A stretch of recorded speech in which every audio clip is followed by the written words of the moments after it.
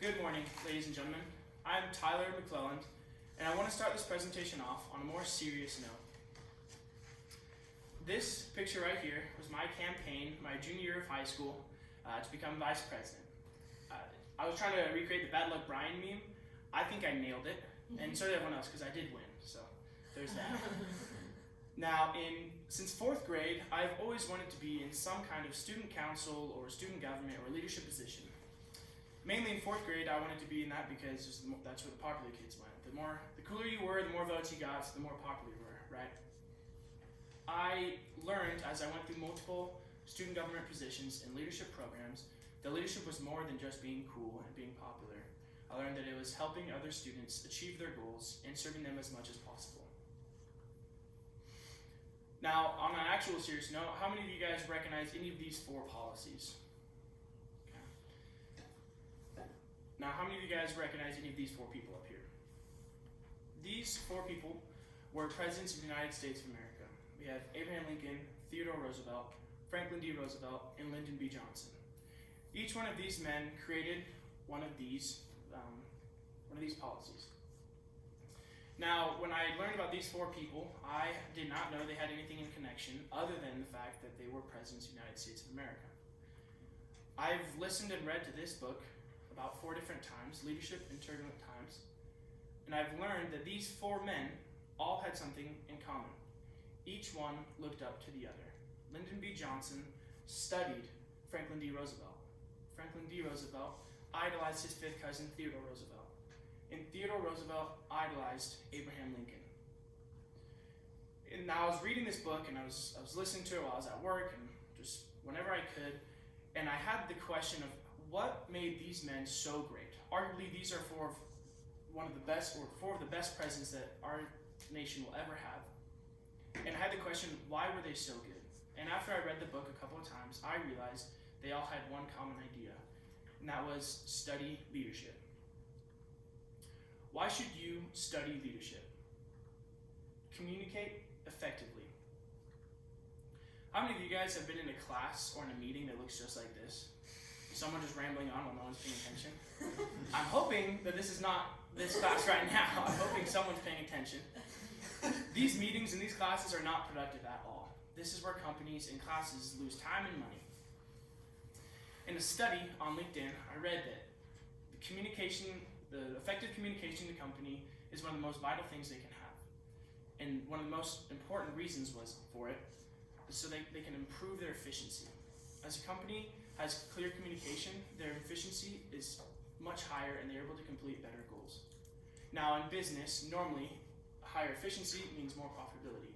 In that same study, they found that companies are 21% more profitable when they have clear communication throughout their whole company. Now, clear communication starts from the very top and it works its way all the way down to the bottom of the company. As each person in the company studies and applies leadership principles, they don't just learn how to communicate, they learn the importance of clear communication and effective communication channels. Now, how does studying leadership help you? Understand more. In another article I was reading, they said that after you study leadership, you should be able to recognize different personalities, identify situations, understand relationships, and strategize objectives. This is all some fancy jargon. This is from the American Bar Association, so it's always just bigger and more complex words. As I was reading that, I came to understand what they really meant was studying leadership and applying those principles gives you the ability to analyze the situation and take a step back. When you're confronting someone, or when a business deal goes bad, or when it's about to go good, you can take a step back, analyze what you're going to say and what you're going to do, and how it will affect that person and yourself. Now, one of the best leaders and best examples of this was Abraham Lincoln again. Abraham Lincoln was president of the United States, and he was also the man that was in charge of ending slavery. So he dealt with a lot of hard-headed people and a lot of foolish people. And what he practiced, after he wrote in paper and destroyed someone's political career, he realized what that did to their mental state and their political state, obviously. He realized that it damaged people beyond compare. So what he did is he started writing letters addressed to the person in their address, and he had it ready to go send to them. And in that letter, it would state how awful they were, everything that riled him up. And he would get that ready and he would put it on his desk for a day. Now what that did is it gave him time to analyze what was in that letter and what was going to happen if he sent that letter to that person. What would it do to that person's mental state and political status? And also, what kind of reputation would Abraham Lincoln be building if he sent that letter? Abraham Lincoln never did send one of those angry letters to anybody. Now, what's the most important reason you should study leadership? Take control. Taking control does not mean you take control of whoever's in your relationship or whoever's in your business, or even taking control of everything that's going on around you. Taking control is the ability to take control of how you're going to react when something happens to you. Whether it's good, whether it's bad, after studying and applying leadership principles, you're able to take control of how you want to react. And if you are able to do that, you will have a much clearer and much better purpose in your life. My company studies this book every Friday. We bring in all the managers and we read Extreme Ownership and we go over a chapter. As we go through these chapters, we realize that our company needs to do better leadership principles. So we talk about how our teams can advance their leadership tactics and how they can be more efficient. My boss and I have realized that as we study this book and we go over these tactics, our teams have become more efficient. They come in earlier for work. They do their work better and faster. They get more reviews, and in turn, they get better bonuses when their projects are finished.